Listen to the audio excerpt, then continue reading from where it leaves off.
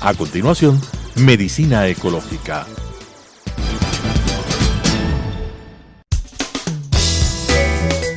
Clasificación A.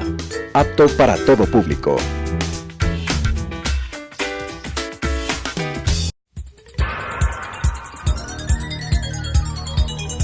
Las opiniones vertidas en este espacio por la producción y dirección del programa son de exclusiva responsabilidad de sus autores y de quienes intervienen en ellos.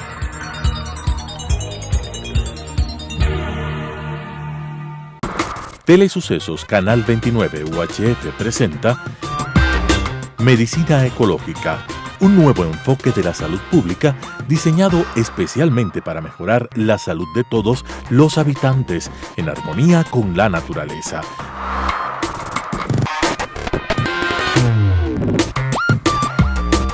Con la conducción del Dr. Walter Mena Ordóñez.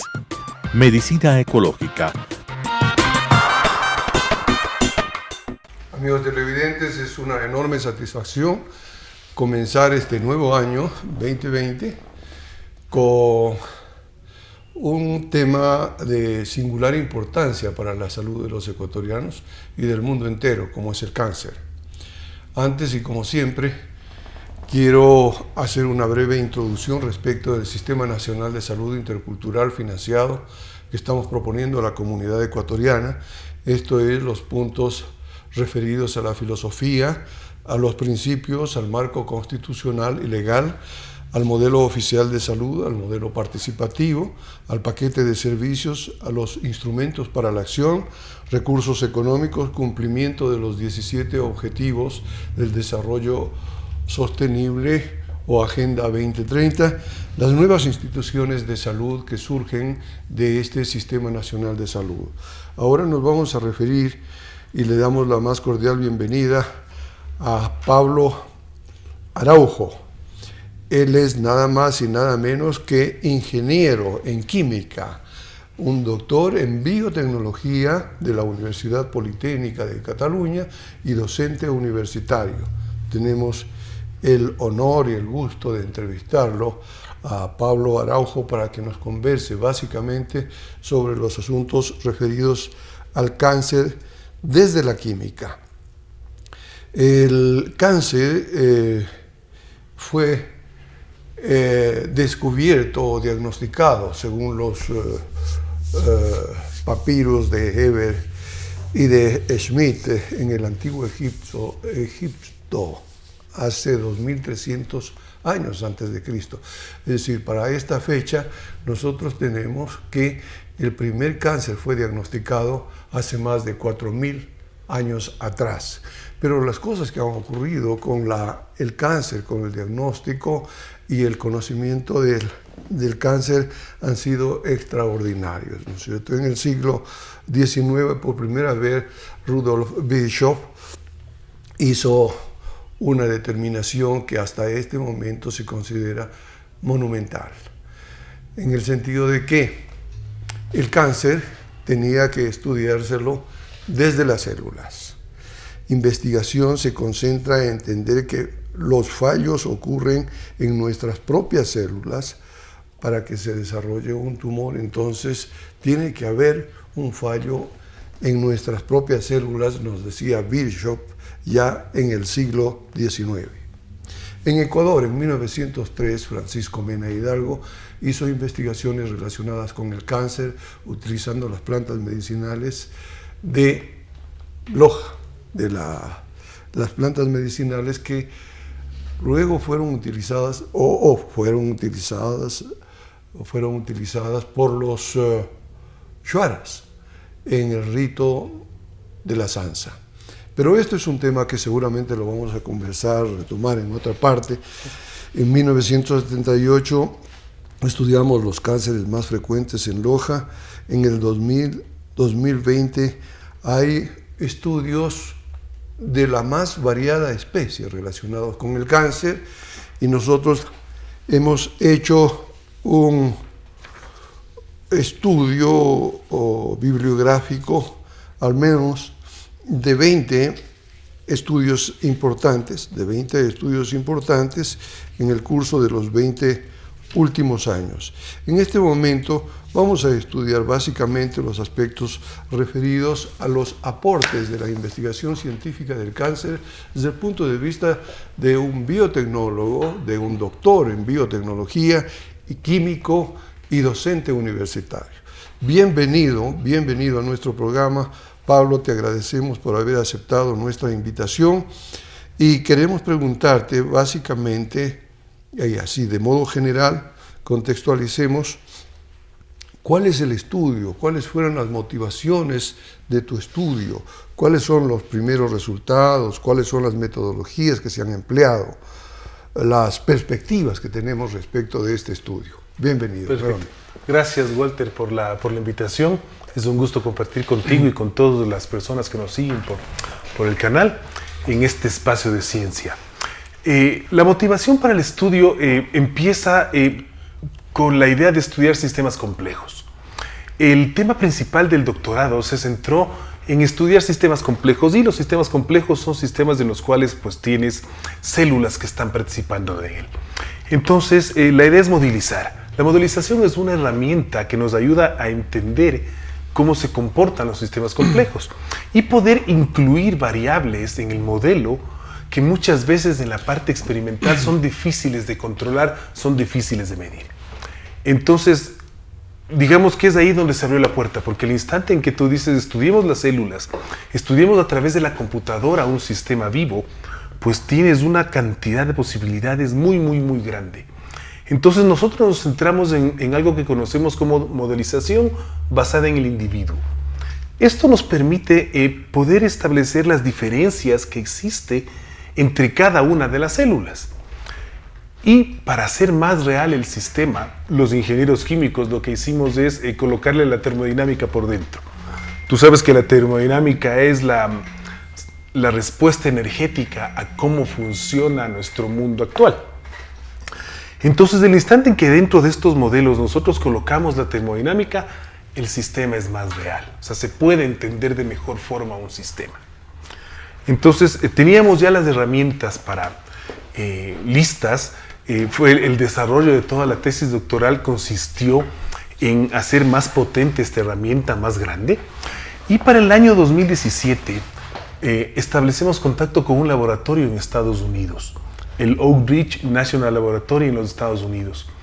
Y les hicimos una visita a ellos porque el instante en que tú haces modelización de los sistemas vivos, las necesidades de cálculo son cada vez más grandes. O sea, necesitas computadoras cada vez más potentes que te permitan estudiar de mejor forma los sistemas. Cuando les hicimos la visita, tuvimos una reunión con un grupo de investigación, con los biólogos de investigación en los Estados Unidos, y nos decían, ¿qué hacen ustedes en Ecuador? O sea, ¿a qué se dedican? Les contamos todo lo que te cuento, ¿no es cierto? De que hemos construido modelos basados en el individuo, que hemos colocado la termodinámica por dentro del modelo y que tenemos esa capacidad de poder estudiar distintos sistemas en los cuales participan células. Entonces me dicen, oye, qué interesante, nosotros hemos empezado una investigación experimental con esta tecnología llamada CRISP, que es un plásmido diseñado de que puede llegar a modificar el ADN. Entonces estamos experimentando con bacterias que van transportando este plásmido. Buscamos de que se encuentre una bacteria con otra, que le transfiere el plásmido y que el instante en que la célula que recibe el plásmido muera. ¿Y por qué muere la célula? Porque el plásmido llega, identifica el ADN y corta partes específicas del ADN y con eso la célula pierde su viabilidad. Entonces nos preguntaron si nosotros podíamos escribir el modelo para poder complementar su estudio. En los estudios siempre tienes una parte experimental y necesitas de esta herramienta de la modelización que te ayude a entender en menor tiempo qué es lo que está pasando con el sistema. Entonces, podríamos decir, Pablo, que la metodología se centra básicamente en combinar diferentes métodos que nos nos entrega la química, la física, la biología y la genética. Sí, correcto. Es una combinación de todo. Es una combinación, porque la parte genética es la que nos ha entregado la tecnología del CRISPR, que es todo un conjunto del CRISPR con el Cas9, que es la proteína que le va acompañando este plásmido. Ese es el aporte de la genética. La parte de los modelos basados en el individuo es una herramienta más en el cual podemos poner más variables, cosas que a veces no pueden medir los experimentales, y más que nada ahorrar tiempo. Una secuencia en placa puede tardar 24, 48 horas, mientras que con el modelo puedes tú tener resultados simulados en cuestión de 6, 10 minutos. Entonces es una combinación. También tenemos que sumar la termodinámica que va por dentro del modelo, que es la predicción en la parte energética del crecimiento de las células. Entonces se van sumando todas estas herramientas, estas metodologías. Y el eje principal está en la modelización basada en el individuo, que nos permite ver las diferencias entre cada una de las células, y se comparan los resultados entre la parte experimental con los modelos a través de inteligencia artificial. Fíjate que esta parte metodológica me hace recordar que nosotros tenemos en Yacha la computadora más veloz que en este momento dispone, yo creo que América Latina, sin embargo está subutilizada, ¿no? Los métodos de la investigación científica requieren velocidad, ciertamente, en las herramientas que utilizamos en los computadores. Esto, ¿has contactado tú con Yacha, con las personas que tienen que ver con el manejo de esta gran computadora que la tenemos ahí un poco botada? Directamente con los encargados del superordenador en Yacha y no. Pero aquí debo decirte de que no solo es cosa del superordenador que está ahí. Ya. O sea, porque el superordenador es digamos, del hardware como tal. Lo que se necesita también es que esté dentro del ordenador toda una serie de programas que te permiten analizar los datos. Porque lo que sale del modelo son muchísimos datos, y eso hay que compararlo con la parte experimental. O sea, el superordenador, digamos que solo es un pilar sobre el que se apoya toda la investigación. O sea, es una herramienta más. O sea, tener un superordenador sin el software y sin los experimentos que le acompañen es prácticamente inútil. Es solo una parte, ¿cierto? Es solo una parte, exacto. Yo hacía referencia a esto también porque la próxima semana vamos a entrevistar a dos profesionales de alta valía que trabajan en la Universidad Central. Ellos son investigadores, ¿no es cierto?, de física y de matemáticas, los hermanos Álvarez Samaniego. Boris y Petronio. Boris y Petronio. Grandes amigos también, la verdad. El gusto de tenerlos en nuestro programa.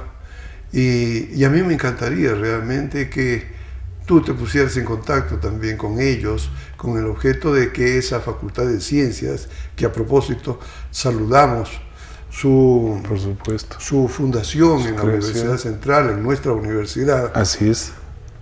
Tenga como decano a una personalidad en el campo de la investigación de la física cuántica.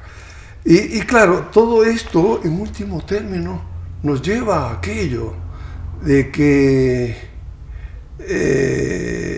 en último término todo está interrelacionado, la química, la física, las matemáticas, la biología.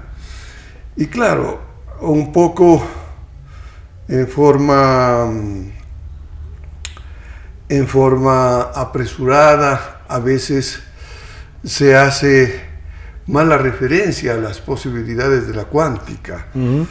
Tal vez porque nuestro presidente ha abusado de alguna manera, ¿no es cierto? Término, claro. Del término. Pero estamos frente a las grandes posibilidades que tiene la ciencia en el campo de la investigación científica, partiendo de ese hallazgo extraordinario del 2012 que se efectuó en el CERN, en el Instituto de Investigaciones Subatómicas de Europa. en el que se encontró el bosón de Higgs. El bosón de Higgs.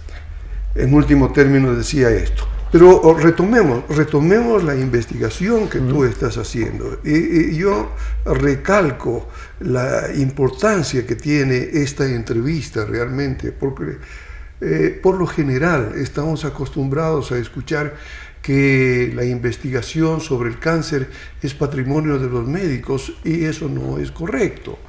Los médicos resultan un personal importante, un recurso humano importante en la investigación médica del cáncer, pero siempre y cuando esté esto interrelacionado con otro tipo de profesionales, como es el caso tuyo, biotecnólogos, químicos, físicos, matemáticos. Así es.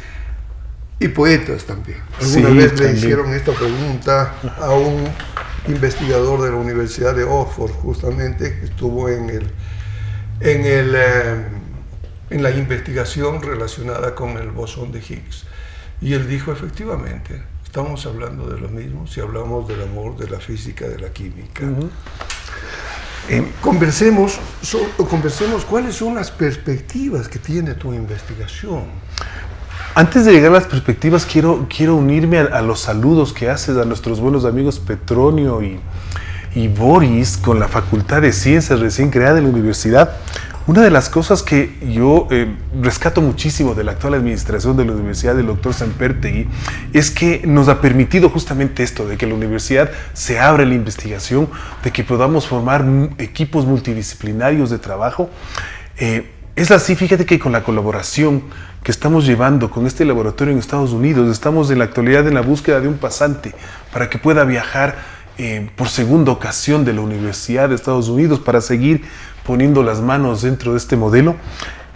No lo he encontrado hasta el momento en mi facultad y estoy seguro que si golpeo las puertas de Petronio en la Facultad de Ciencias se puede encontrar una persona que quiera seguir aportando al modelo. Entonces, ¿qué es lo que sucedió? Los americanos lanzaron ya sus experimentos con estos dos microorganismos, con el plásmido diseñado con el CRISPR. Nosotros empezamos a escribir en Quito el modelo y lo que hacemos es, desde Quito enviamos el modelo para que se ejecute en las computadoras de Estados Unidos. Hemos simulado hasta el momento el crecimiento de los dos microorganismos, el que contiene el plásmido y el que no contiene. Por los resultados de la inteligencia artificial tenemos casi un 90-95% de exactitud entre el modelo y la realidad.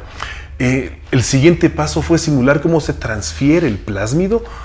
Esto ya viene el aporte de la parte genética, ¿no es cierto? Porque se pueden diseñar estos plásmidos, este CRISPR, para específicas partes del ADN.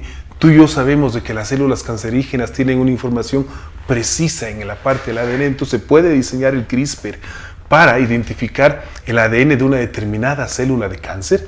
Entonces hemos simulado también la parte de la transmisión del plásmido y nos encontramos ahora en la simulación de la muerte, porque el instante en que el plásmido ya llega a la otra célula, identifica el ADN para el cual fue diseñado, lo corta.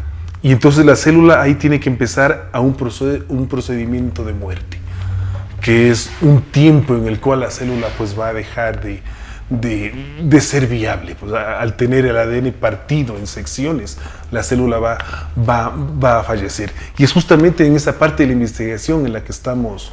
Fallecer no es una buena palabra, es mejor decir deja de estar viable. Y es justamente en esta parte de la investigación con la que nos abrió la luz del año 2020. Estamos terminando de simular la parte de la muerte celular para un tipo específico de las dos células, tanto la que transmite como la que recibe el plásmido.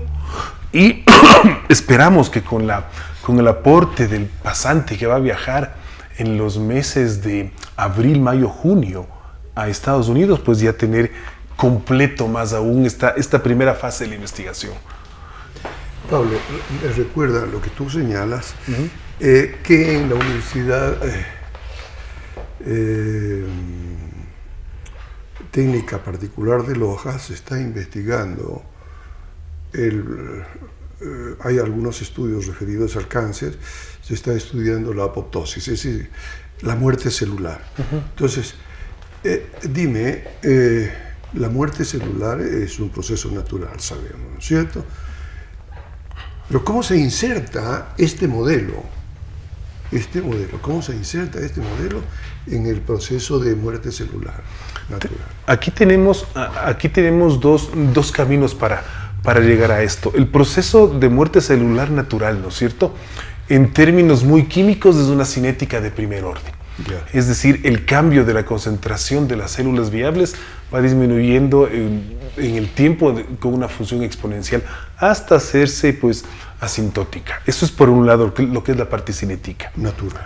Exacto, completamente natural, lo normal en lo que son las células, ¿no? Yeah. No son eternas. El instante en que el plásmido ingresa a la célula, identifica las partes del ADN y las corta en ciertas secciones, ¿sí? Que le quita la capacidad de reproducción. O sea, básicamente le está quitando la capacidad de reproducción, la capacidad de replicación. Por tanto, la muerte celular debería ser más rápida. O sea, debería caer más en picada esta curva. Es inducida en este caso. Es inducida, exactamente, es inducida. No es natural, sino que es inducida. Es inducida. O sea, excelente, formidable, me parece, ¿no? Entonces, ahora entremos quizás a los resultados. Hasta este momento, digamos, sí. Los resultados objetivos. Los resultados es que el modelo es robusto, el modelo es potente, nos permite representar el sistema de crecimiento de una célula con plásmido, transmisión de este plásmido, y esperamos, estoy seguro de que nos permitirá representar también esta muerte inducida celular, que es lo que esperamos terminar el año 2020 con esta noticia. O sea, los resultados hasta ahora son alentadores, es por eso de que la colaboración es muy activa entre la Universidad Central y el laboratorio en Estados Unidos. O sea, porque se ve de que se van cumpliendo las etapas, se van cumpliendo los objetivos.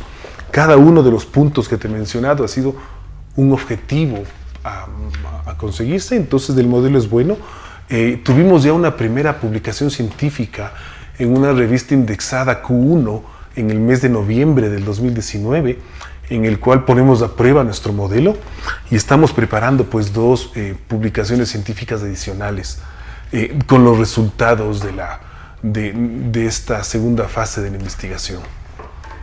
Entonces estamos con mucho ánimo, estamos con mucha gana, vemos de que las cosas están funcionando bastante bien y al hablar de las partes multidisciplinarias, son los genetistas los que diseñan de manera experimental el CRISPR, ¿sí? Acompañado del Cas9, que pues podrá identificar luego el ADN de una célula de cáncer para poder eliminarla, podemos llamar así.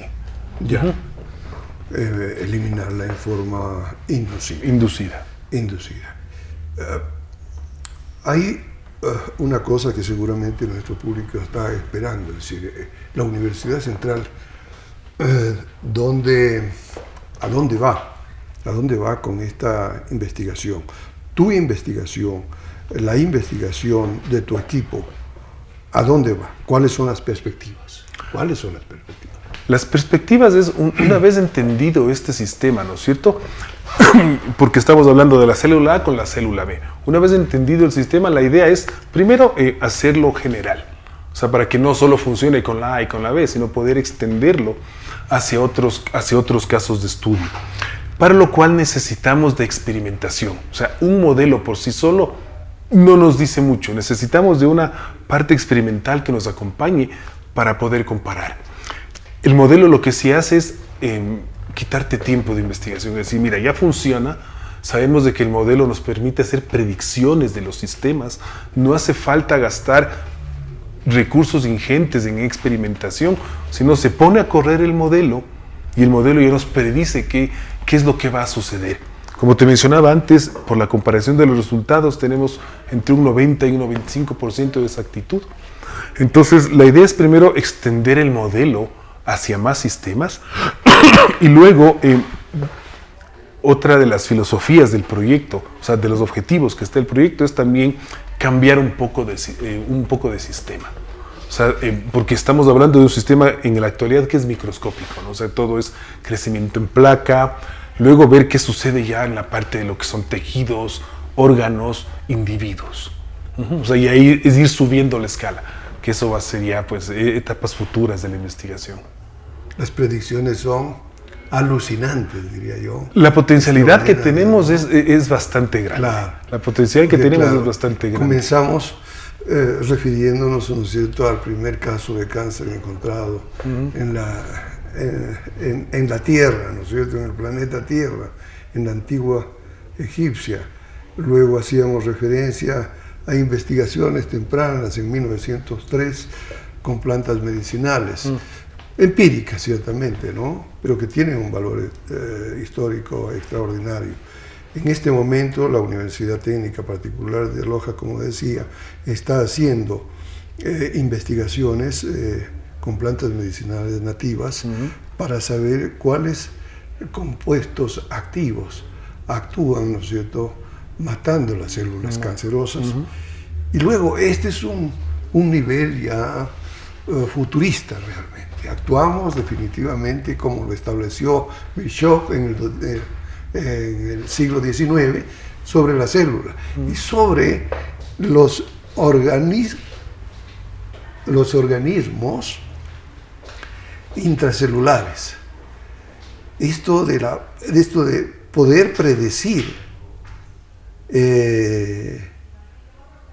la enfermedad es un adelanto extraordinario. Increíble. Es algo extraordinario y me parece que vale la felicitación a la Universidad Central, a Fernando Sempertegui, así es, a los hermanos Álvarez Samaniego, a ti realmente. Gracias, Walter. Yo estoy viendo que hay un grupo ya en ciernes, ¿no es cierto?, que se va a constituir para hacer la investigación científica del cáncer, para producir investigación científica sobre el cáncer que redunde en beneficio de toda la comunidad ecuatoriana y, por qué no decirlo, para beneficiar a toda la humanidad. Esperemos. Esto debe ser finalmente, ¿no es cierto?, el el objetivo de la investigación entonces, científica. Así es.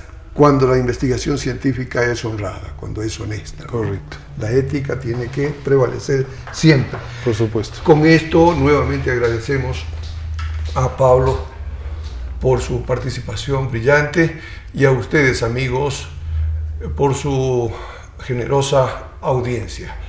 Y también reiteramos nuestros mejores deseos de felicidad para el año 2020. Muchas gracias y hasta la próxima. Las opiniones vertidas en este espacio por la producción y dirección del programa son de exclusiva responsabilidad de sus autores y de quienes intervienen en ellos.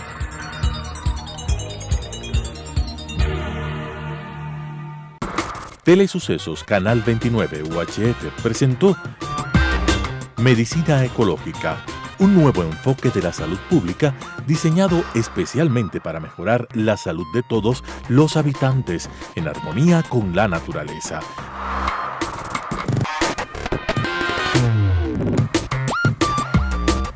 Con la conducción del Dr. Walter Mena Ordóñez. Medicina Ecológica,